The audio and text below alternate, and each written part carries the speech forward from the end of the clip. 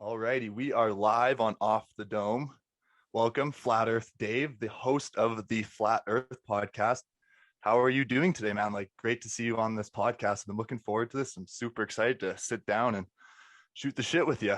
Matt, and the name of your podcast is Off the Dome, but you believe the Earth is a spinning globe.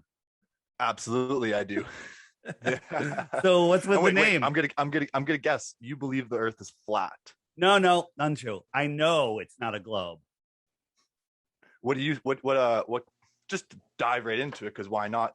What type of object do you think we live on? I think we live on a flat, immovable, stationary plane. Highs and lows, mountains and valleys, and everything. But water shows that the Earth is level. Large bodies of water at rest lay flat, testably, scientifically, provably flat. And that's something we're going to talk about, something we can look into. But here's the thing. Globe earthers have misconceptions of what flat earthers believe. Globe earthers have said, you know what? I heard about this flat earth. Let me Google flat earth. And boom, they Google flatt earth. They get this. This is not what flat earth is. No flat earther even conceives of anything like this, right? This is what globe earthers think flat earth is. So what is flat earth? Well, the world that we live in, the world that we can explore, is clearly not moving, not spinning like they tell us, and flat. So where do we live? We live in what I call the world pond, right? A pond is a body of water that has a container. That's the land that's around the pond that's higher than the level of the pond, right? Lower one side of the pond, what happens? The water is going to find its next level, right? So what is the container of our world? The container of our world is the shoreline of our world pond, and that is Antarctica. They tell us Antarctica is a continent at the bottom of the world, of the ball. They tell us it's the highest land on Earth. At least they tell us something true. But the truth is Antarctica is bigger than the rest of the world combined. It's unexplorable because it's off limits, right? In 1959, they came up with the Antarctic Treaty, and 12 nations signed on. Now another 50, whatever. Now there's like 50, like everyone signed on. And basically saying, no one is allowed to explore Antarctica. You can't even question the treaty until the year 2041. No treaty has ever lasted that long, but this one goes uncontested. Antarctic Treaty. You can look it up, and then you go from there. Back to you. Interesting. So I was going to ask, so with the whole Antarctica, so your belief is that nobody has traveled to Antarctica and they are not allowed to go to there? Is that correct? No, not quite. Okay. You can go. You can take a guided tour to Antarctica. They'll take you to this peninsula. Let me pull up my image again. They'll take you. Where did it go? I just lost Antarctica. They'll take you just to the little peninsula that sticks out off of Santiago. They'll show you some penguins, which may not even be indigenous to Antarctica. And they'll show you icebergs, but you're not allowed to explore the outer lands at all. So, it's very, very restricted. And anybody that tries to go there is turned around by force. And we have videos of some fishermen that tried to go towards Antarctica, and they were stopped by a Navy destroyer, told to leave immediately. When you go to Antarctica, they take you here. Gigantic, because it's bigger than some countries. But you're not allowed to go out here. What's out here? Are we under a dome? Is there more land? Are there more continents? Are there more oceans? We don't know. Interesting. Okay, well, actually, I kind of want to backtrack a bit. And part of my understanding is I want to see the journey you've taken to come to this belief that you have of the flat Earth. So where did this journey start for you, essentially? And what was the building blocks to which led to you believe the perspective you believe nowadays? Good question. I was doing a podcast about conspiracies, and I hate using that word, but about deceptions in the world. And people started sending me flat Earth stuff, and I ignored it. Hold on one second. All right. Sorry about that. I just had to quickly respond to something important. Yeah, no worries. So I was forced to look into it reluctantly, and I went in with a closed mind. Hey, I'm just going to prove you morons wrong. Everyone knows the Earth is a globe. We learned it 2,000 years ago. And I found out everything I thought about the globe, every proof that I thought I had is untrue. Bill Nye, the lying guy with the bow tie, says when a boat goes over the curve of a ball, you lose it from the bottom up. He's absolutely right. Unfortunately, we don't live in Narnia on a ball, right? We live on a flat plane, and there's reasons that things disappear from the bottom up, not going over a physical ball. For example, if we live on a ball, like they tell us, you know how the circumference of our globe ball is? How big is it? Yeah, what's the circumference? I couldn't tell you off the top of my head. So this is the point. And by the way, don't feel bad. I didn't know any of the questions I'm going to ask you when I first got into this, right? But I defended the globe with just assumed proofs, and I knew none of the details. So it's 24,901 miles around. If you use globe math, a 6-foot tall person standing at the edge of the water should see a physical horizon no farther than 3 miles away. No, because of the curve. The water's going to drop below my eyesight because that's 6. You said 30 miles, correct? 3. At 3 miles, this is globe math. At 3 miles, the drop is 6 feet. So if I'm 6 feet tall, I'm only going to see an edge, a physical edge 3 miles away. And then any water beyond that will be below that physical horizon. You understand? And the problem is we can see much farther than that. That's why you just said, no, you mean 30 miles. 30 miles, it's much deep. There's hundreds of feet of curvature, I think. So, when something is farther than that, you should not be able to see it unless you believe it's magically refracting up to eye level, and then you see it. But we can zoom in. Today's consumer optics have made it so we can see too far. Like, for example, do you see a boat out here? No, I do not. No. But as I zoom in and increase the angular size, a boat shows up, right? Right. And so perspective, things get smaller. Now, as I zoom out, we know that this thing is in view, a straight line from me. And as I zoom out, it starts to disappear from the bottom up. And there's a couple of reasons for that. The little waves in the foreground block it. Like my finger cannot block my chin to my nose unless it's closer to you. And then it could block the whole bottom of my face, right? So this is just showing that things disappear because of angular resolution, right? Here's another example. Right here, we got a camera level at the top of the table. And as we zoom in, increasing the angular size, all of a sudden you can see this. We'll call it a boat. We can see it. And as I zoom out, its angular size, the reflection from the table, the miraging, make it disappear. But if I lift up, I can now see farther than that thing, right? So people go, well, on a ball, if you go up higher, you can see farther over the ball. Same thing on a flat Earth. If I stack 3 more boats on top of that, when I'm zoomed out, you'd see the top 3, but you wouldn't see the bottom one. And if I dragged it farther away, the next one would disappear. It disappears from the bottom up.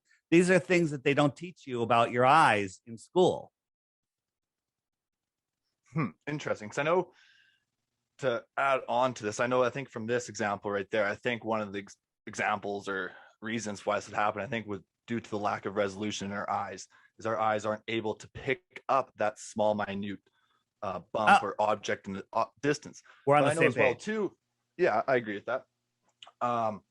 But as well, too, is I think what's really important as well, too, is when you do look out at the ocean, and I think you mentioned this about the water as well, too, how you said the water's flat, right?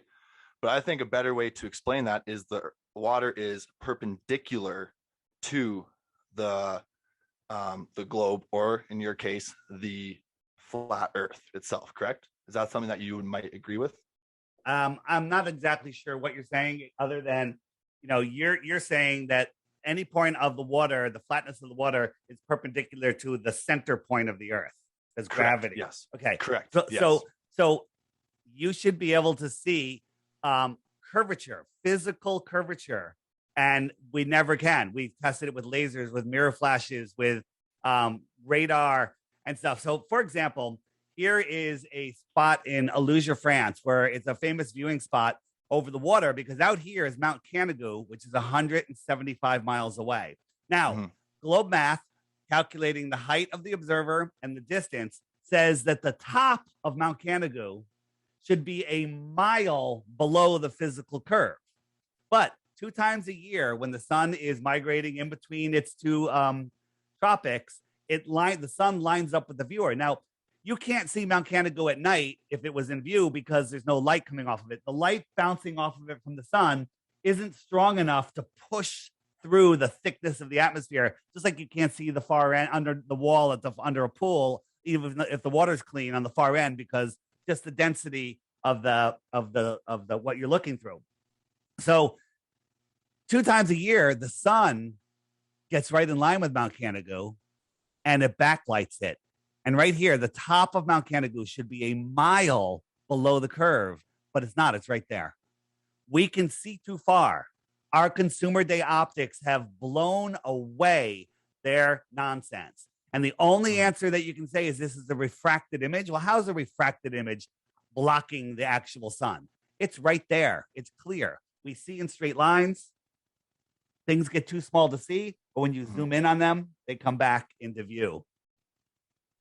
Interesting. I don't necessarily have an explanation for that. I understand the concept of a mirage. I do. And how I know there's a picture of the Chicago skyline from 60 miles away. Yeah. And you can see it. And according to quote unquote curved science, you shouldn't be able to see it. But because of the ability of the water to refract light itself, you're able to see that. I know for myself, I do understand that. I do not scientifically know how to disprove this yourself. So let's talk about I do have a question though about, say, the sun itself. Yeah. By the way, so do I. Okay. But before you ask the question, don't forget the question. Chicago. Now, mirages are a real thing, but they're wavy and they change with atmospheric conditions, and they change. Yeah, you can see it on the road when you're driving on a hot day. Yeah, well, that's and then there's Fata Morgana, mirages, but it's upside down. But we have a time lapse of Chicago that goes over 24 hours, right?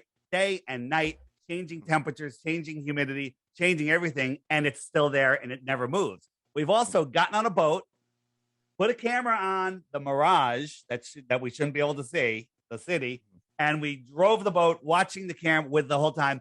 And when does the mirage turn into the real thing? We never lost sight of it. So that right there proves that it's not a mirage. We were told by that famous weatherman, it's a mirage because it's not there. You're actually seeing a mirage, and he explains how mirages work, and it's half right. But we've proven that wrong by taking the distance, driving a boat. Question, but what is the distance that we can see now through? Say the Earth is flat, and I'm standing on a completely flat surface. How far can I see? Without any interruptions to any landscape changes or buildings or objects that may be in my way. Will I be able to see all the way across? Because in theory, if it's flat, I should be able to see across, because if I look up in the skylight, there's nothing obstructing my way. I'm able to I'm able to get the light from up in the sky directly straight into my eyes with no obstruction from but you don't millions of miles away. How come I cannot see an object from, say, 300 miles away if it's not obstructed? I'm going to explain that very easily. And your comment that they're millions of miles away, that's something that scientism has told you. You don't know that these lights that you're seeing in the sky are millions of miles away. And I could actually prove that they're not. I can't prove how far they are.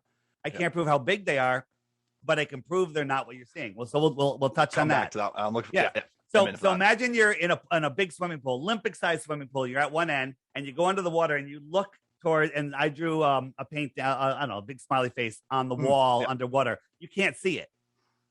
Why can't you see it? Through the water. You can't see it. But as you swim towards it, it'll come into view, right? How far away?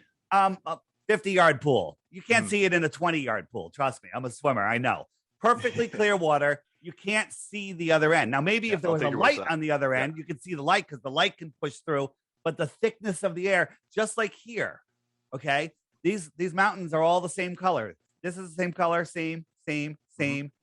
But the air just becomes more and more dense, and then it turns into sky. There's more mountains out here. But if you're in the pool and you're only a foot under the water and you look up, you can see the ceiling.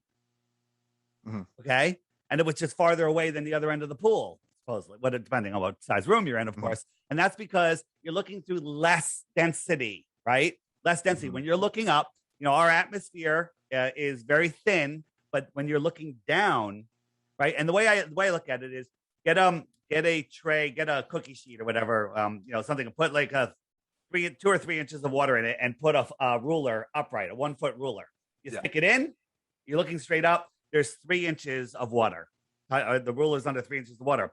I put it over to 45 degrees, maybe like 4 inches of the ruler's in the water.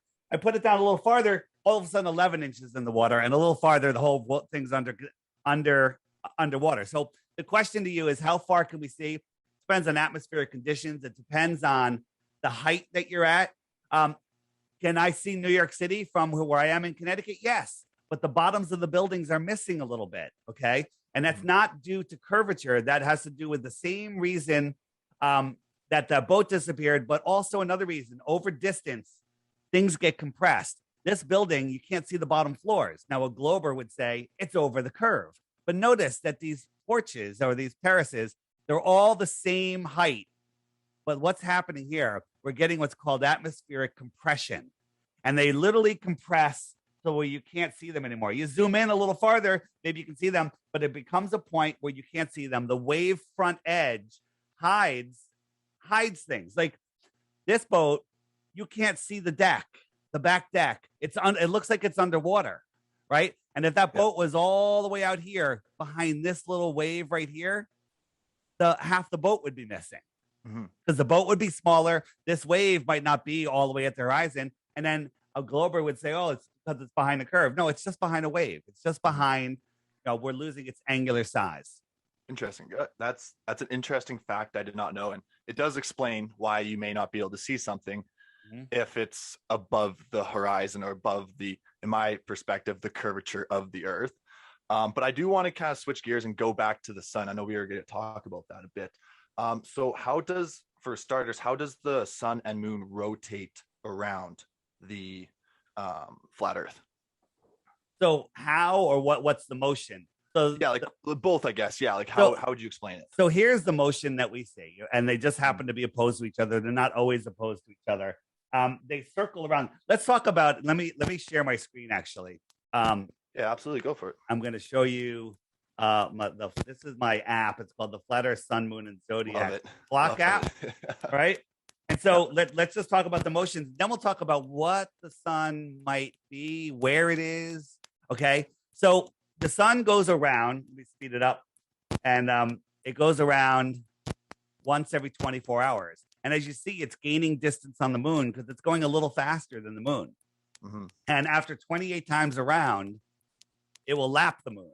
So the moon, as it's getting farther away from it, excuse me, is changing its phases. And when it's opposed to it, you'll have a full moon, and then it'll start waning as it comes back. So a lunar month is 28 days, give or take, whatever, a couple hours, whatever it is.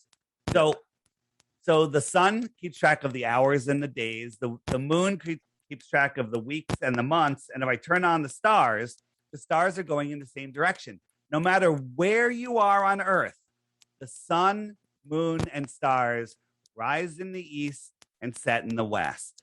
Clockwise, counterclockwise, nonsense. They all come from the east and go to the west, no matter where you are, because they're circling over the Earth.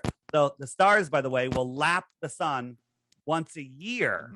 So the sun will slowly drift from constellation to constellation for about a month in each constellation. So the stars keep track of the seasons and the years. So let's just go a little farther. So right now it's November 9th. I'm going to jump forward to December. And December is our winter solstice. Where are you located? What state? I live in Canada, actually. Surprise. All right. Surprise. So it's cold. You know why it's cold? Look cold. how far away the sun is from Canada. Look, it's all the way out here. But guess what? It's over South America, Central America, and it's going to go right over Australia. They're going to have their summer because the sun is over them. You ever been out on a long straight street where you have street lights? Okay. Yes. Imagine you're standing under a light. That's your summer sun. Unfortunately, it's not really your summer sun because the sun never gets that close to you. But if you were in Miami, let's come forward. Watch this. It may feel like it's right over you then. 5, 6. So in June, the sun is over the Tropic of Cancer, which is that inner yellow line. right? Mm-hmm. So if it comes around, if you were in Miami, the sun's directly over you. So that's the street light that's right over you. The street light that's way down the road is lower in the sky. It's farther away. That's your winter sun. So right now, and this is June 10th, the sun, this is as close as it's going to get to you. And when something's closer, like a street light, it's higher in the sky. Okay. The sun is sending electricity here. That's why it's cold. It's exciting the molecules that it hits, and that creates the heat. The higher up you go, the thinner the atmosphere, the colder it gets, right? The sun, I don't even think is hot. It's more like a Tesla coil sending energy here. And, plants, think about this. Plants grow in sunlight. It's sending electricity to them. You put a plant in front of a fluorescent light, it'll grow. Put it in front of a fireplace, it'll shrivel up and die. Okay. So our seasons, by the way, seasons prove the earth is flat, not that it's a globe. Because you know that during our summer in the north, is the sun closer to the earth in the heliocentric model, or is it farther from the earth during our summer? During our summer, is it closer or is it farther away? Right. It's one of those according to the heliocentric model. I'm not 100% what the answer would be to that, but I know the position because of the tilt of the earth. It would appear to be shining more directly towards northern, during the summertime, it's pointing more directly towards the northern hemisphere due to the tilt of Earth. Good. Well, good that you know that false belief, but now use your mind. All right. They don't want you to use your mind. The sun during our northern summer, turn the app off for a second. Yeah. The sun during our northern summer is farther away, 3.5 million miles farther away than it is during our winter. So think about this, and it's harder for you to see this in Canada, but I'm in Connecticut, and on June 21st, June and July, I can go down to the water, and as soon as the sun appears on the horizon, I can immediately feel the heat on my face. Right, 10 minutes later, I really feel the heat, and it's hot. It gets really hot here. So now, that's a low angle. So the ball is completely tilted away, way more than the heliocentric model, than the tilt we're talking. So at sunrise, the tilt is extreme, 89 degrees, right? 89-degree tilt. I can feel the heat on my face. The sun is farther away than it is during the winter. Then on December 21st, I could wait until solar noon when the sun is 40, 50 degrees up in the sky, a much more direct angle, 3.5 million miles closer, and I can't feel the heat on my face. That blows away the idea that that we've all been indoctrinated into believing. So how do you find out more information on this? If you Google flat Earth, you're going to get all propaganda. It's so censored. At least they're still allowing it on the internet, but it's censored. And you'll if you Google flat Earth, you can Google the top video, A Stranger's Guide to Flat Earth, 21 questions, millions of views. But you can Google it with the channel name and it won't come up. It'll show you Simon Dan and Professor Dave. You Google flat Earth, you get Professor Dave, who's an actor, not a professor, and he makes straw man arguments, gaslighting arguments, and he's just a snarky little dork. But here is right here, this question mark. You hit that, and up comes, let it load because I just loaded the app. What about seasons? If I hit what about seasons, up comes a playlist that Google won't serve you of videos that will teach you and help you to make up your own mind. Because that's one thing they don't want. They want us giving away our authority, our free will to authority. Guy in a bow tie told me this. They don't want you thinking for yourself. Who should you trust? You should trust yourself. Absolutely. I'm going to point towards doors today. I don't want you to, well, I kind of do, but I don't want you to walk away flat earther today. I want you to walk away going, wow, Dave pointed out a lot of things. I got some work to do, right? Yeah, I got some work. I feel like that was the big reason why I wanted to get you on here, because as somebody who doesn't believe in the flat earth, I've done research. I've tried to understand what it is. So it's nice to have this information just so I can understand your guys' perspective on things, because I think that's really important. Right. But one question, I have a lot of questions I want to ask you still. But one question with regards to the orientation of the sun around the globe. Right. What causes the sun to, if it's directly above the globe the whole time and it's spinning around, right? It's not a globe above Or the sorry, Earth ball, or plane. flat. Yeah, sorry. Right. And if it's spinning around, what is stopping it from shining all over the flat surface if there's no curvature to the globe to cause the light to not go there? Because as you said before too, is the light can go through the atmospheric pressure regardless of how much compression there is in the pressure. So how come the sun, when it's over No, I didn't say South that. America, Right. why can't you see it in the other side of the flat earth then? If Good. nothing is stopping the sun. Good question. So what I'm saying is Mount Canigou is only 185 miles away, and the sun is able to push, right? But it goes farther away, you'll lose the sun. And I'll even show you that. Let me show you that right now. So this is filmed facing west. The sun is setting, and I watched the sun. This is from a high altitude, from a drone, and a super clear day, and it's below freezing because there's no humidity, super clear. And the sun went in 5 minutes times. It went down, down, down. Now, if the Earth was spinning, it would just keep on going, but it didn't. It went down, down, down. It sat here for 10 minutes, and then it did this. It didn't go down anymore. It stopped going down. And as it's moving away, its ability to throw its energy through the atmosphere disappears. And so we have this lingering local light. Watch it again. It just faded out. Okay. This is real. People go, that's CGI. I've proven it's real. Even the Globers don't question it. They just go, it's out of focus. I don't care. It's going down, down, down. And then it just fades away. Right. Okay. It happened.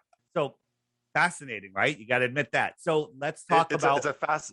I don't necessarily believe it. I think that there was another technical glitch to explain that. Regardless, filmed it 7 times. Filmed it 7 times. Yeah, I know that's fine. And I show all the different things. So I'm going to show you why. Well, I just have a question though, because say this is the disc, right? The flat Earth disc. We're not a disc. Sorry, whatever. The flat Earth. The known world, the circle. It's not a wall. It's the shoreline. Go ahead. Sorry, the ice wall, the shoreline. Right. And so if the sun is spinning around the top like this, as you depict in your diagram, you think that it would be light everywhere because you watch the flat Earth. And when does it go below the horizon? It never does. I can understand if it goes around like this, but if it goes around like this, why isn't it constantly in the sky? And why is there horizon? I don't understand why there's a horizon then if it's constantly above us then at all times. I'm going to explain that perfectly. So now if you were standing next to at the edge of a forest that had 150-foot high trees, are the tops of those trees above your eye level? Yes. Yeah. Yes. Okay.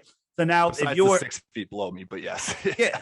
But well, they're up there. So if you moved a mile away, well, those tops of trees are they're probably still above my eyes. But if you were 5 or 10 or 20 miles away, the tops of those trees, the tops of Mount Everest, would look like it's at your eye level because everything merges into the horizon. But in the distance, no matter how far something is, how high it is, it will merge into the horizon if you can still see it. So now let's take that a step further.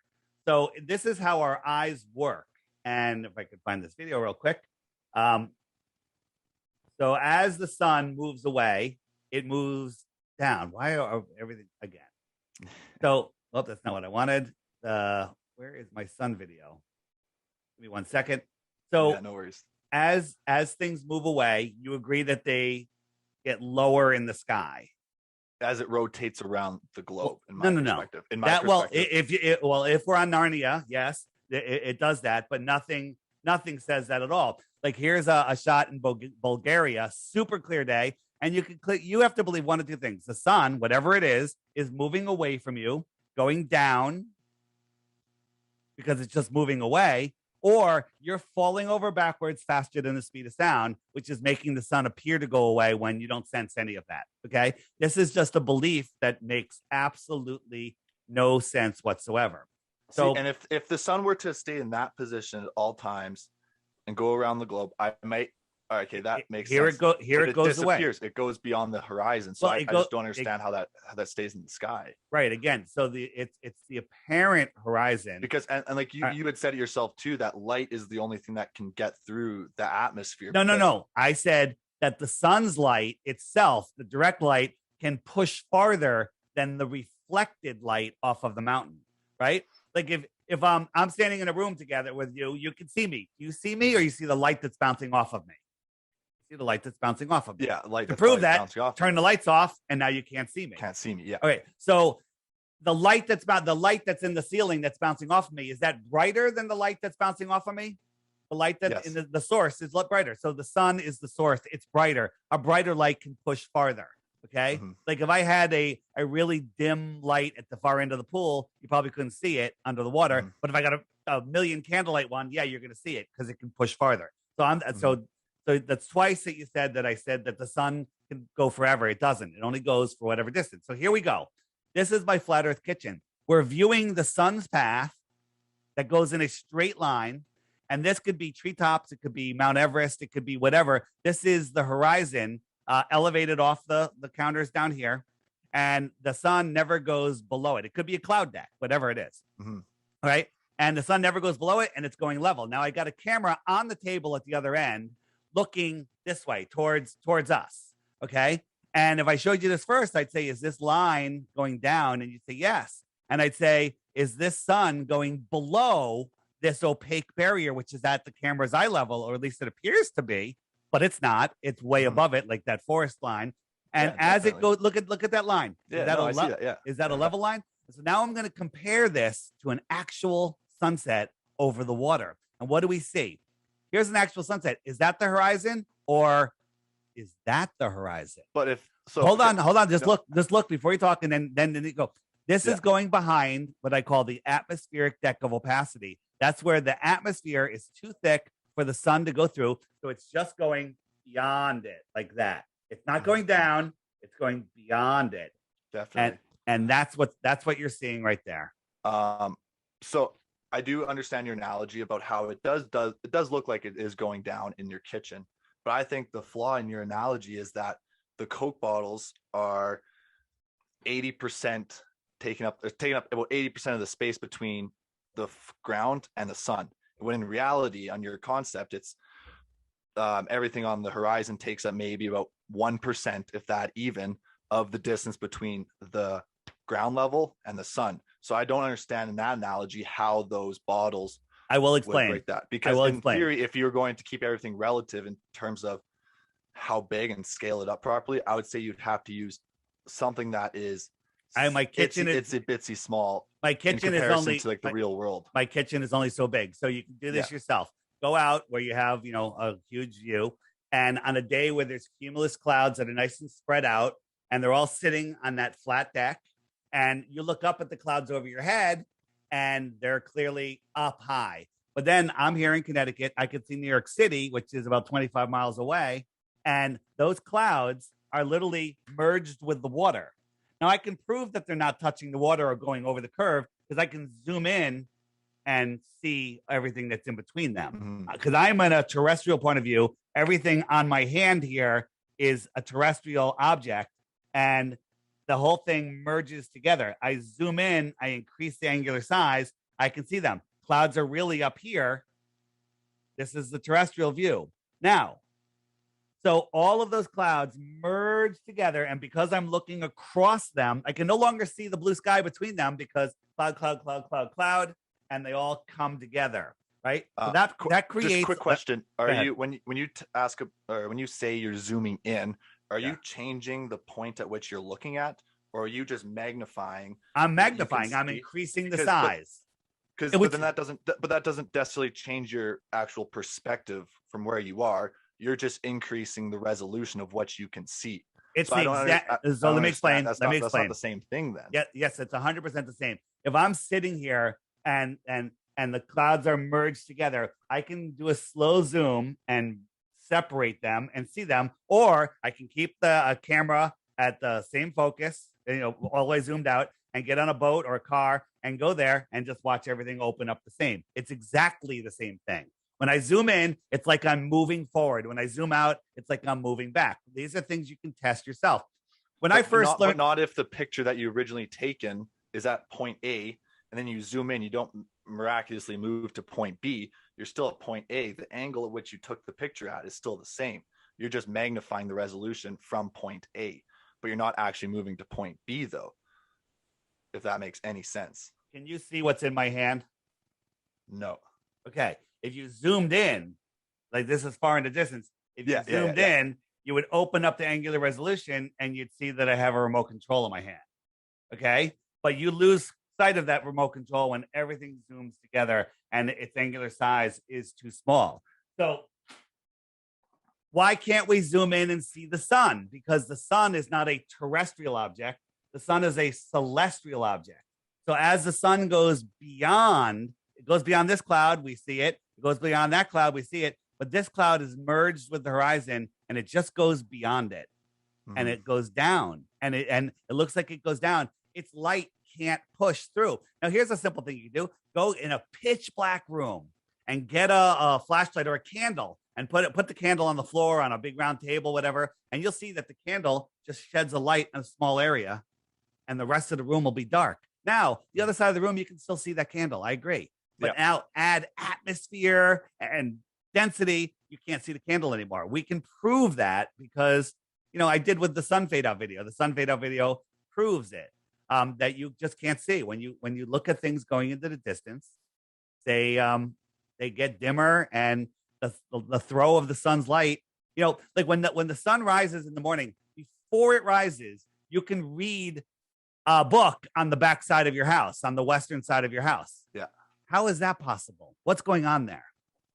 Okay. And the answer is because the sun, there's a thing called daylight and sunlight, two different things. One is the direct light from the sun. The other one is like the backlight a photographer uses. The sun's electricity lights up the sky. But most of the sky is nitrogen up there, and nitrogen fluoresces blue. Fascinating, right? It might be lighting up the dome, but it's like a Tesla coil, moving it by a whole bunch of light bulbs. It'll just light up the ones that are just near it. So the sun lights up the sky for the daylight, and then the direct sunlight is direct sunlight. Interesting. So a lot of questions. This is awesome. It's so much fun. But how would you explain lunar eclipses? Yeah. So a lunar eclipse, they tell us, is the sun is the Earth getting in between the moon and the sun, right? Correct. Yeah. Okay. Correct. So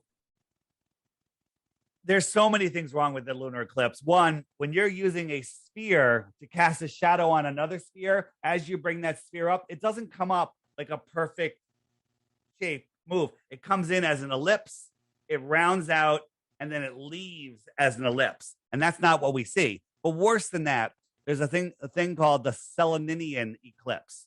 And that's where the eclipse starts before the observer sees either the sun or the moon drop below the horizon. Now, if it's the Earth that's causing the eclipse, then one of them would have to be below your horizon. They would have to be, in a straight line. But the eclipse started first, and last year we had an eclipse where it came in from the top. If this is causing the eclipse, it should come in from the bottom, right? The fact that we can see the sun and the moon above the horizon when the eclipse starts proves not what it is. It proves that it's not the Earth. Okay. Now, in the app, what about eclipses?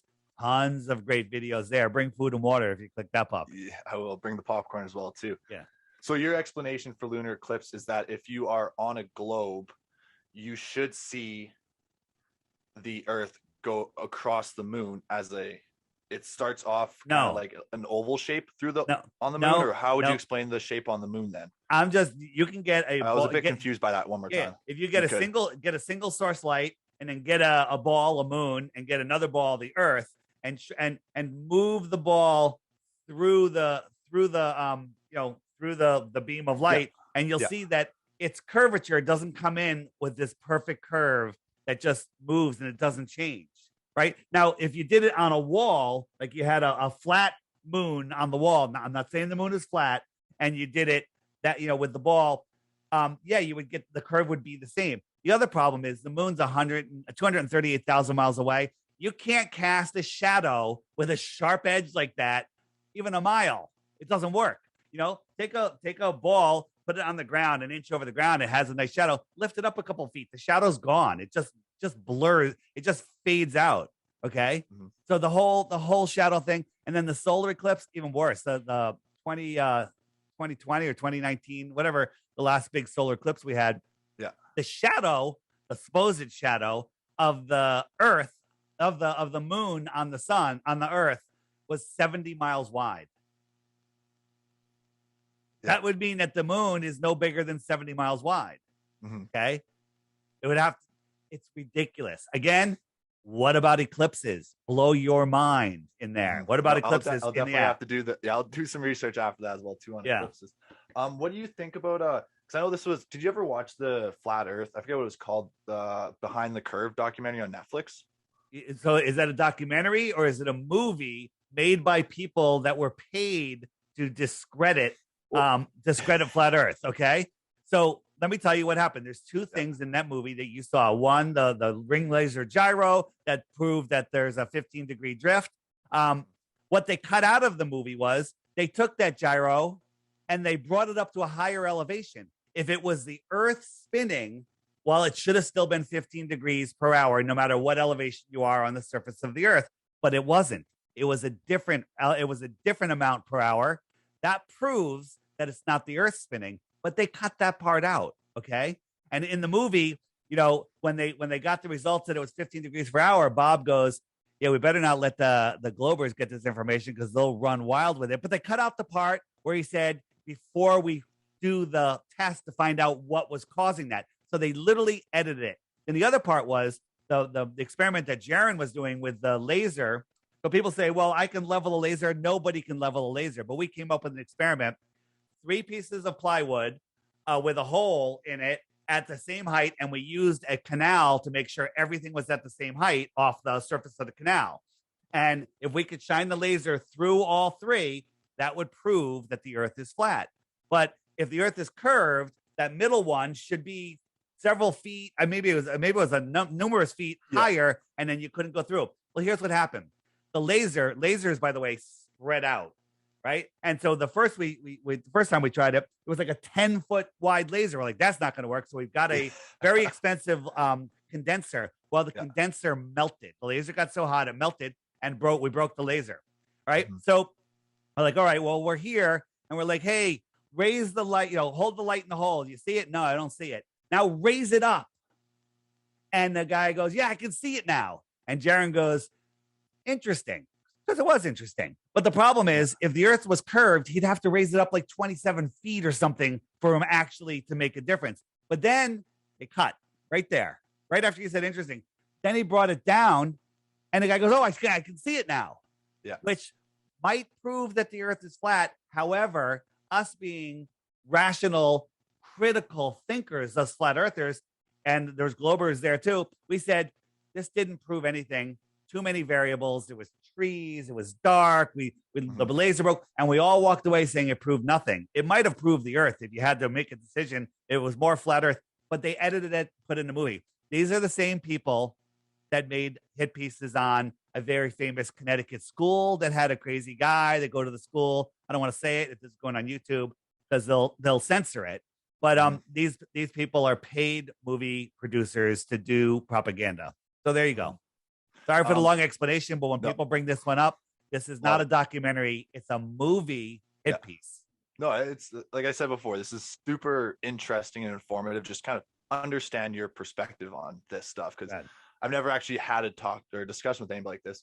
And like I feel like a lot of the reasons why you do question a lot of these things and get into conspiracy theories is due to your mistrust of the government and people in power, correct?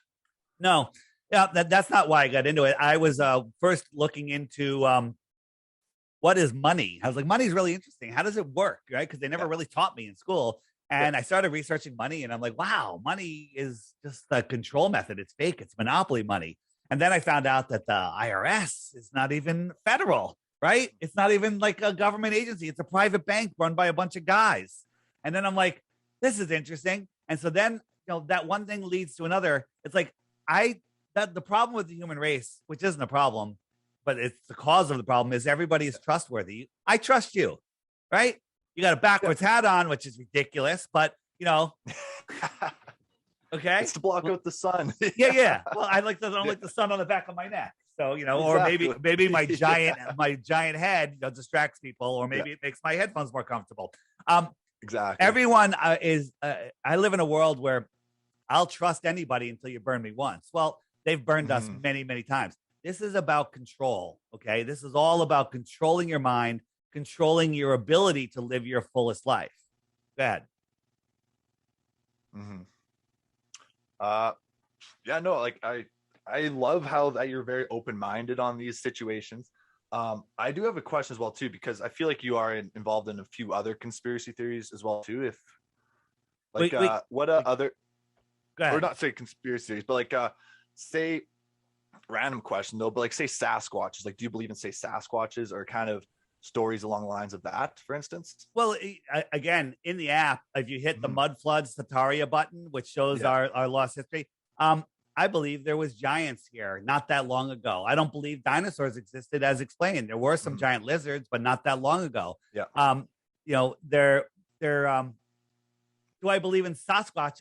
I've seen a lot of evidence saying that there are um, Sasquatchy Yeah. type animals here, Yeah. and I haven't experienced it myself, so I can't say either way. I haven't experienced That's it fair. myself. That's fair. I know for myself because I have a guy I actually work with. Me and him have talked about flat Earth, and we've gone into other conspiracies as well too. And he himself is also into Sasquatches, and so me and him are always the ones to talk about and try and be open-minded with regards to conspiracy theories or unorthodox ideas that society conforms to. But to kind of go back to that explains why I asked about Sasquatches. But to go back to the flat Earth, I do have one question. Like, what do you think, if you could just hypothesize and use your imagination, what do you think is either underneath the flat Earth itself or past the ice wall as well, too? So first, when you look into when you say what's underneath the flat Earth, I ask Mhm. you what's underneath the globe Earth because they tell us that this is what's underneath, right? Mhm. But Yep. you know how deep the deepest hole that was ever dug is? I know it was in Russia and it was deep. 7.5 miles, just under Mhm. 8 miles. Okay, Yeah. so that's equivalent to drilling halfway through the skin of an apple, which is pretty damn thin, right? It's probably less than half, but we'll just say Yeah. halfway through the Scratching the skin. surface. Yeah. So they use ground penetrating radar to see what they're going to hit next, and they should have gotten their money back because it was wrong every step of the way. Okay, so the Yeah. ground penetrating radar was wrong every step of the way for the 8 miles. But then they had an impenetrable barrier. They couldn't get through it for years and years and years. They finally closed up the hole, but somehow we know what the next 4,000 miles is. Okay. And they tell us it's a molten magnetic core. Well, if you know what the Curie point is, a Curie point is when you heat a magnet, before it melts, it gets so hot, it loses its magnetism. There's no such thing as a melted magnet. It doesn't exist. Mhm. Right. So, what is beyond Antarctica? And the answer is we don't know because, again, it's off limits. But there's some stories. One of the books in the app and on the books page is called The Iron Republic. Very interesting. It talks about somebody that found an opening in Antarctica and ended up out in this ocean and then came across more land. And there was people on it. And the story was those people came from here in the 1600s when there was tyranny going on. Imagine that tyranny in this Yeah. beautiful world we live in. Yeah. Okay. So here's the thing. This is speculation. Do I believe there's more land beyond Antarctica? Yeah, I do. Okay. Do I believe that there's life out there? I don't know. Maybe. There very well might be. But if you called this extra territory, extra terra, if you live there, what might you be considered to somebody that lives here? An Interterra. extraterrestrial. Mm. And if you came visiting us in this inner space, where did you come from? Outer space. An extraterrestrial from outer space, right? That's so funny. now here's a map that was supposedly found in Japan 10 century, from 10 centuries ago, showing all of these other continents. What's out there? I don't know, but that's the answer. We're not allowed to go to Antarctica. There's islands all the way around. There's like islands here, here, here. There's like eight or nine different islands. One of them is the Falkland Islands. Remember that? The Falkland War, right? Why are we fighting over this little island off of New Zealand? And it was because these are all naval bases run by the crown, and anybody that tries to get to Antarctica is stopped by force, sent home, and jailed. Okay, why are they protecting ice? They say that there's nothing there, right? Amelia Earhart, by the way, this is her trip. She went around. She went west or she went east. East is a circle, right? East and west are circles around the flat earth. East and west are circles around the globe earth, right? Nobody has circumnavigated south, right? Here's a little experiment you do. Here's the center of the flat earth. Here's our magnet. And this compass is pointing towards the magnet. I'm trying to push this compass west, and I have to keep turning to maintain a western heading. I have to turn. This is the same on a globe, okay? If I try to go east, right? East is here on the compass. Well, I got to keep turning because if I keep going straight, I'm going south. Every straight line becomes south, right? Yeah. So billions and billions and billions of people have circumnavigated east and west. If I try to dead wreck in west and I don't correct my course to the north, I'm heading south. And I end up in Antarctica, which is the outer lands, the outer area of our Earth, right? If I try to go south on a globe, I should pop up over here if I go south of Africa. But no one's ever done that. Nobody has ever circumnavigated south-north and popped up on the other side of the world. If I head north, I'm heading north until I pass the North Pole, and now I'm heading south. You see the compass just did a 180? Yep. Yep. Okay? So every straight line ends up hitting Antarctica. Fascinating.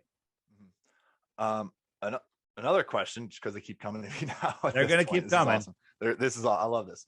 How do you explain the North Star in Polaris about how it disappears once you do reach the southern hemisphere? Okay, you and I are in a nice big room, Yeah. 10-foot high ceilings. There's Love nothing it. in the room. Yeah. And we have random recessed lights, and one of them, it will say that's the North Star, okay? Yeah, slightly off to the side. Now, expand that room to the size of a city. Okay. Right? And I say, go for a walk 5 miles that way. You go that way 5 miles, right? So you go 5 miles. You're heading towards the outside of the room. Well, within a mile, I can't see you because that floor has merged with the ceiling, right? In a Vegas hallway in some of those hotels, far end of the hall, the ceiling merges with the floor. That's just in a hallway in a hotel, right? Yeah. A mile away, it's merged. You're 5 miles away. I can't see you. Now, if I had a super zoom camera, I could open it up and I could see you again, but I can't. And I say, unless you went behind the curvature of the globe. Hold on. We're not in Narnia. We're on a flat surface. And now, so we're in this room. It's flat. And I say, Matt, look up. Tell me the stars that you see. Yeah. I can't see any of those stars. I'm like, I see the North Star. Can you see it? You're like, nope, I can't see it because you're too far away. And now add atmosphere in there and stuff even before it merges with the floor merges into the atmosphere. There's been many reports of observatories as far as 30 degrees south that have seen Polaris. Those observatories have been shut down since they made those reports, right? That's impossible. Impossible. See what I did there? And that's another thing. Are you familiar with the Georgia Guidestones? Maybe not. No, I do not know about that. So the Georgia Guidestones are this crazy Stonehenge-like structure that was popped up in Georgia here in the United States in 1981, I believe. Yeah. And it's that in 8 different languages, 10 commandments of the world for the New World Order, basically. That's a whole nother story. But in the stones, there's this little hole right here, right?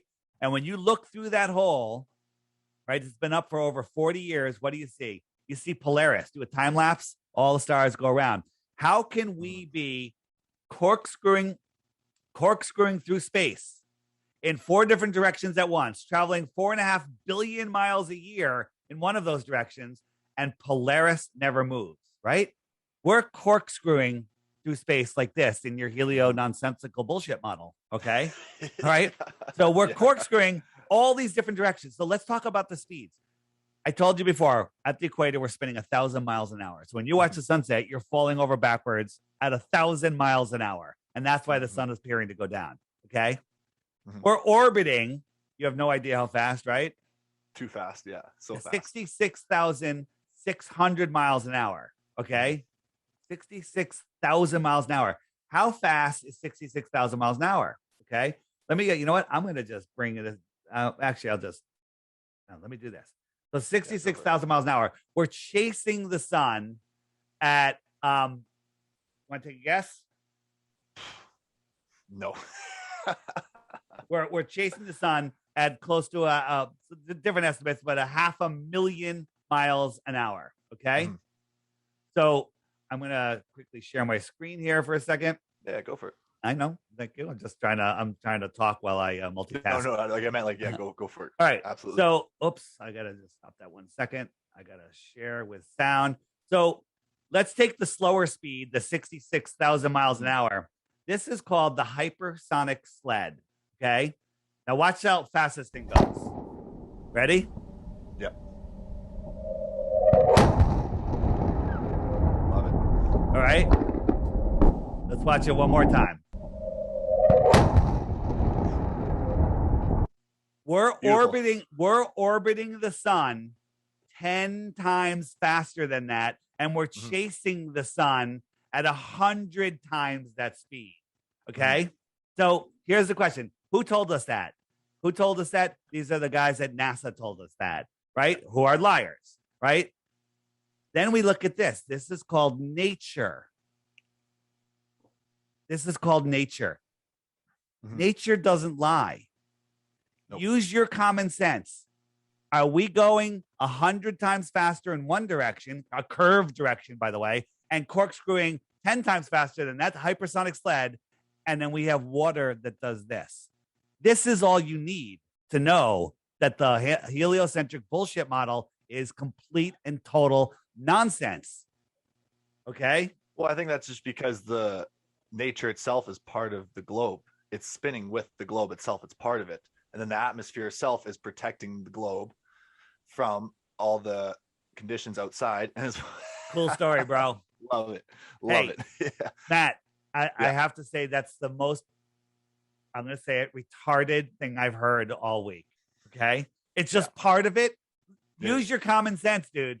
And then go back to you as well, too. I'm going to say the last hour, I've heard the most retarded stuff as well, too. Okay. So give me your, as much as I appreciate it, I appreciate it. I love it as well, too. I appreciate it. So let's do this. I love it. Give me your best proof that the Earth is a globe. What do you have that's your best proof of the Earth being a globe? Well, I mean, besides pictures themselves. Wait, hold on. Pictures. Yeah. Pictures. Yeah, so I love pictures. You love pictures, right? Did you watch Jurassic Park? I did, actually. Look, it was a good movie. This is proof that the last one was crappy, though. This is dinosaurs are real because I have a picture. Right? I have a picture. So what pictures are you referring to? Are you referring to these pictures of this planet, which is both of these by NASA, which are over 2 years apart, but none of the clouds changed? Are you talking about this picture of Earth where the United States got twice the size somehow? Okay.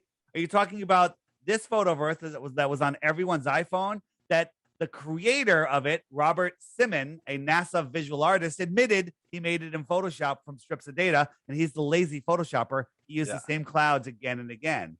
Are those the pictures that you're talking about? Well, I say just in general pictures themselves of the Earth. And you can go online as well, too, and see live pictures from satellites. And I think just the concept of satellites being out there and us being able to have this zoom online with satellites is proof that the world is round, because you have these satellites circling the globe. And then gravity itself shows as well, too, that the Earth is round because these satellites rotate around things. There's gyroscopes. Like, I know ex Air Force pilots and people who worked on these planes and gyroscopes. I worked with one this summer who was explaining how gyroscopes worked and how the curvature of the Earth is needed to know. They need to know that to calculate the speed of these planes, the direction of their trajectory that they fire at enemies. I know my buddy who is an ex-military Marine, they had to calculate the curvature of the globe to be able to shoot a certain distance because the bullet drops around the curvature of the globe. So it's all these things, small things that come together that create my reality, my perception of reality, that make me understand that the world is a globe, and the whole universe itself is full of other planets that are spherical in shape because gravity's pulling them all together, and they're all These are rotating these around are each other. all unsupported claims that you have zero proof of. So let's just I have a start lot of with. proof of it. Actually, it's all online. I don't have any with myself right now, but I'm there's a lot of proof out there as well too to justify my claims as well too, along with your claims as well too. There's actually none. So let me address some of the things that you more say. than yours. We're having. I'm showing you proof, so we can see too far. I'm showing you proof that 99% of all communications are done with undersea cables. Right, the layout of the undersea cables prove that we're not a globe because there's like nothing from Santiago to Australia. It goes all the way up into the north. Plane routes prove that's how we connect the internet together. That's Ethernet cables. Yeah. So are we going to a satellite, or are we connecting on these cables? Wi-Fi is to satellite.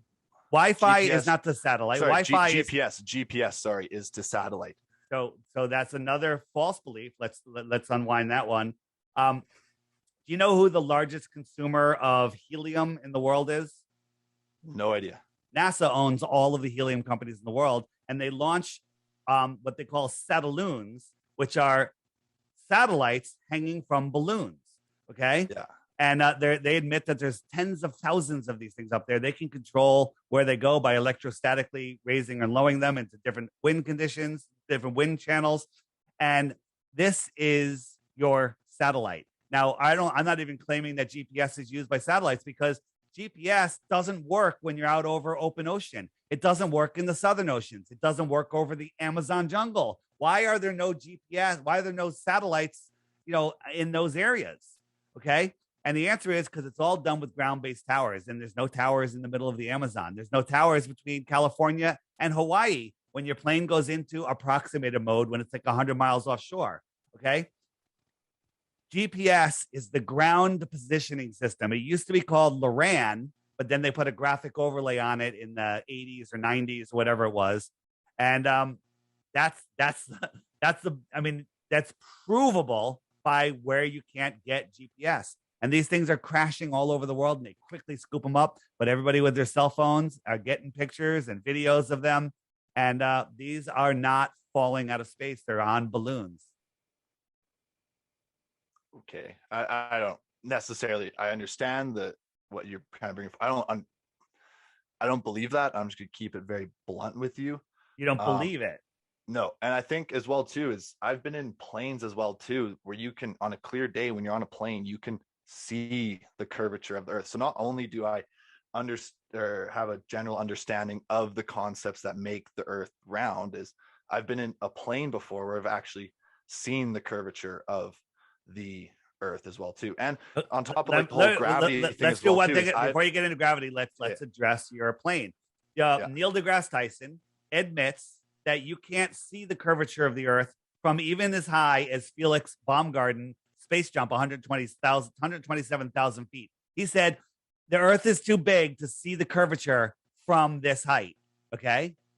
You can see it right there, though. You can see how it's round at the top. That's curvature. No. That's called a fisheye lens. All of this land, we can tell by the lakes and the rivers. This is all New Mexico. New Mexico now covers a third or a quarter of the earth.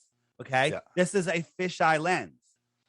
All right. When you go up to 100, this is 120,000 feet, flat and stationary. The sun is right here. Okay. And it's lighting up a local area of the earth, right? So you can't see the curvature from an airplane because the way you see is the same distance, depending on the conditions, in all different directions, which creates a flat circle. So the other thing is, if you look at the Earth curvature formula, when you're flying in an airplane, the horizon that you see should be like 70 or 80,000 feet below you, right? When you're flying at like 30,000 feet, the horizon should be below you at that. I'm trying to find a graphic for you just so you can see it. Here we go.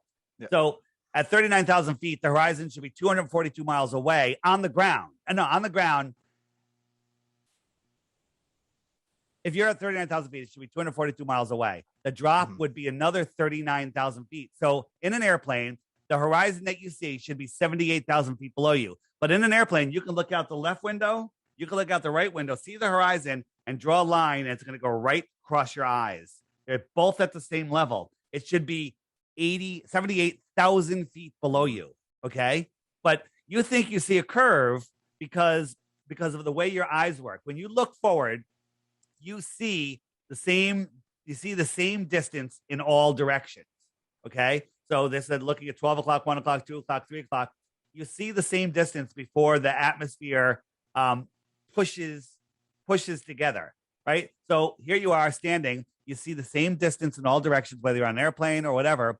And this is the same distance as this. But if you draw a straight line, you're going to say that's the curve of the Earth. No, that's just the limit of your eyes. That's the limit of your eyesight across the Earth plane, right? Go onto a big football field, put a football on the 10-yard line, go to the opposite end zone, lay down and put your head on the ground and look at that football. And that football will be sitting right on your horizon. Then stand up and you can see the rest of the field all the way into the end zone. Okay. Now that proves that your football field is a globe, according to you. But that just shows you that you increased your angle, increase the angular size. You can now see the land beyond the football.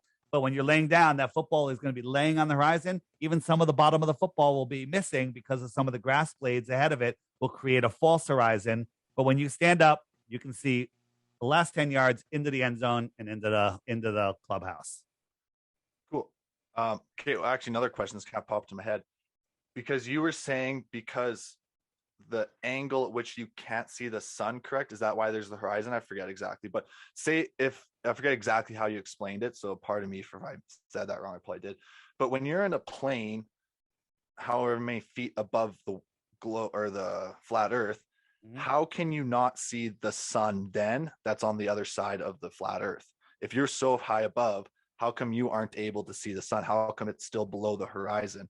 Well, the Earth is below you and the sun's above you. How does something below you affect your field of view when you're above it? Well, it's the same. You can see the sun much farther. Like when I had my drone up watching that sun fade out, my friends were at the beach and they saw the sun set from the bottom up 10 minutes earlier, but somehow I could still see it. And if I was in an airplane, I could see even farther. But the height of an airplane and the distance that the sun is, it still merges into that cloud deck, into that atmospheric deck. Even if you're above the clouds, it merges into the atmospheric deck.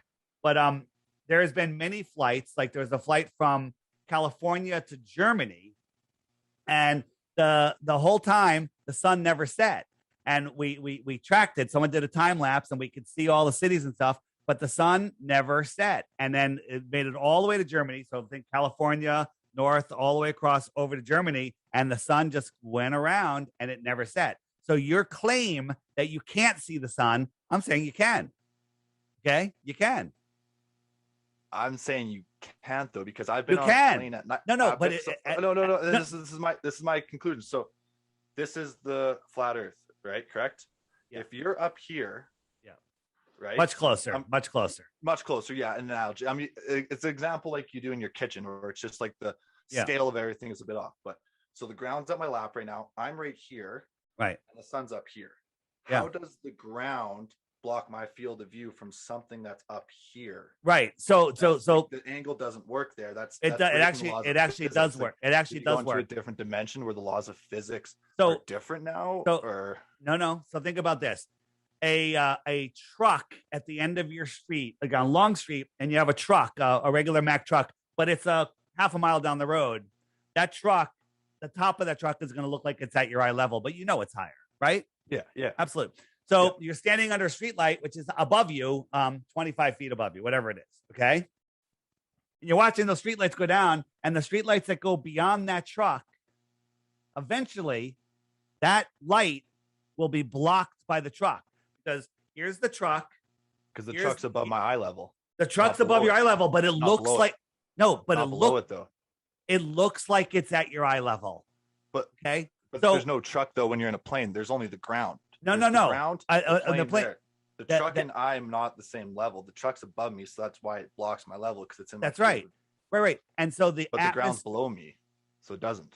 The atmospheric deck of opacity blocks the sun. I showed you that with an actual sunset. You didn't comprehend it. It's fine. And you can't, it literally becomes opaque. But as I showed you in this video, the sun is staying up way, way, way too long. Now, if I was flying the other way, the sun would disappear. The other thing is, even if the sun is visual, you can't see it because its light doesn't even make it to your eyes. It'll stop even though nothing's blocking it. There is somebody, and we're trying to find the video, a guy that had balloons up or had a special camera that can see a different wavelength of the sun. And when the sun is nowhere to be seen, he can put on this infrared filter, whatever it was, and there's the sun again. So the light that we see can't go forever. It only goes a certain distance. So these are things that they don't teach you in school. These are things that are blocking you from seeing the plain reality in front of you. And I'm giving you the tools today, which is, and we've gone way over the half hour, right? I know, I love it. It's awesome. Yeah. So here's the thing. I was ignorant to all of this. And so are you before we talk. Now you have the opportunity to look into it farther for yourself. And here's the thing. What's my name? Flat Earth Dave. All right. So my first name is Dave. Dave. Yeah. Do you know that my first name is Dave? That is how you would like to be. Is my first name Dave? Yes or no? I do not have your birth certificate, but that's okay. how So you believe that's the name you go by, though. You believe my first name's Dave. Okay. Yes, and I have no reason to not believe you. Right. Okay. Belief takes no effort. It's just a thing. Like, you know what? I've got $100 bill in my pocket. Okay, you believe me. I don't have $100 in my pocket, so that's a false belief. Okay, right? So knowing takes time, energy, thought, critical thought, time, right? And most people are like, I don't have time for that. I gotta go, play a video game or drink a beer or something, or I gotta go to work, right? Yeah. Work for fake money, right? So I'm giving you the tools, and this is the tool, the app. It's $3. Trust me, it's not about the money. It's about training people. If you want to learn about flat Earth, the app will show you what you need to know. You can spend 500 hours searching the internet. You're going to get so much crap, you're going to just give up. And what you can find in an hour on the app will be like, all right, like every question you have is answered in that FAQ section on the app. And what I tell people is, I am offering 3 Bitcoins. You follow crypto, right? Oh, yeah.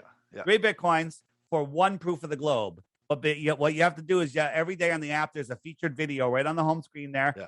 Tap that video, watch it every day for 2 weeks. And then if you have 1 proof of the globe, send it to me and you win 3 Bitcoins. Absolutely. I love that. What would be constitute as proof of the globe? Like a picture, a video? No, just verify there's curvature. Verify, that we can have a vacuum of space next to a pressurized atmosphere, which breaks every law of thermodynamics. Just prove axial rotation, spin, anything, just any proof at all. But before you said, well, wait, I've got pictures, there's thousands of them. No, there's not. NASA admits they don't have any photos of Earth. Okay, what about like the Japanese government? I know they have satellites up there that do give you real-time information and pictures about the Earth. And so you're talking about the Himawari 8 satellite, and we found it's all run by NASA, and we found a backdoor, an open server. Maybe somebody tipped us off, an insider, that shows, and it has thousands and thousands of folders of all of the images. And what they do is they have a model of the Earth, a physical model of the Earth, right? The blue marble model of the Earth, or actually, no, I'm sorry. They have just the blue model flat map. They wrap it around in Photoshop around a globe. And then they have real-time weather data every 15 minutes that they put on the globe. And then they put the day-night terminator on there. And we found this server. We have it all in the app under What About Satellites. Look up Himawari 8, and you will see that the Himawari 8 is provenly, not a conspiracy theory, provenly a lie. Proven. Interesting. No, and that's added to the list of things that I shall need to research. Proven a lie. Yeah. Proven. I love it. Awesome. Well, I enjoyed every second of this, David. Even if we do have very contradicting beliefs, this has been awesome. No, you have a belief. I have a knowing, and I'm not claiming. I'm not claiming I know what's underneath the Earth, or what's beyond Antarctica, or what's above our head, or who made this place, or why it's here. I know that it's all about controlling our minds, and if they have us believing that we live on a spinning ball lost in space, then they're hiding the creator. They're hiding our true potential. They're hiding the fact that we are free and that nobody has authority over us. They're using it to control our minds, because if you're spinning out of control, lost in space, how are you going to make a proper decision about anything? And that's valid. I think, and you made a very good point. I think that everybody should get the facts or understand all the facts that go into a situation and come to a conclusion on their own. And I definitely agree with that statement. I think that's both things we can agree on with that, I think. And just so you know, people like, oh, flat Earth. Let me just show you in the app. If I hit that little handshake button, these are the other flat earthers just near me. Look at all those dots. Okay, these are other flat earthers. How many people do you think are part of the flat Earth community, if you had to estimate? Well, the way I look at it is my app. I'd say about one. I'm still like less than 25% of the people that have my app have even realized there's a friend finder on it or haven't upgraded. So there's only 25% of the people. There's 30,881 people at the time of this that have registered on here. Mm-hmm. So that's, times 4 is 4 or 5 is the number of people that have the app. And then I think that my app is in the hands of less than 1% of the flat earthers on the world.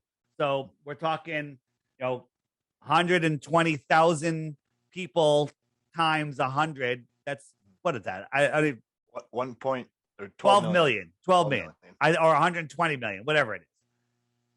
I think it's hard to say, but they're everywhere. They're growing. And here's the thing. Once you see it, you can't unsee it. You can't unsee it. That's valid. So, all right. Do you have any last thoughts or anything you want to say before we wrap this up? Anybody that sees this, if you know of a podcast, if you have a show, any show with any audience that thinks the Earth is a globe, that's maybe even never discussed flat Earth, get me on that show. Go to flatearthdave.com. There's a booking link where you send some information over, and then we work out the booking details. Flatearthdave.com. Links to the app are there. Links to all sorts of videos. And you don't have to get the app. Just go to the App Store and read the reviews. That's all you got to do. Read the reviews, and you'll become a flat earther. And you'll lose the respect of your family and friends also. Awesome. Well, I loved every second of this. We definitely need to do this again. While you did not give me enough evidence to change my mind, I am very interested, even more so, on the whole flat Earth, and I do want to dive deeper into all the facts all the potential facts that you had brought forward there, and I understand your situation a bit better now. But at the end of the day, though, sorry, what were you say? I was going to say, ask Sacha Baron Cohen. He knows. He knows the Earth is flat. He knows. He does. Yeah, he's a flat earther.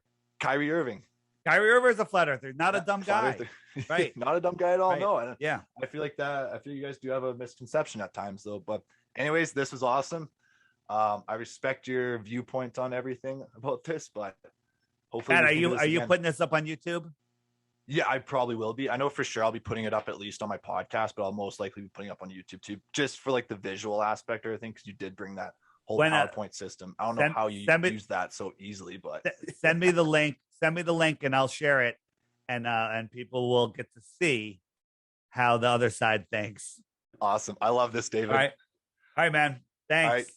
Ciao, amigo. See ya. Bye. Adios.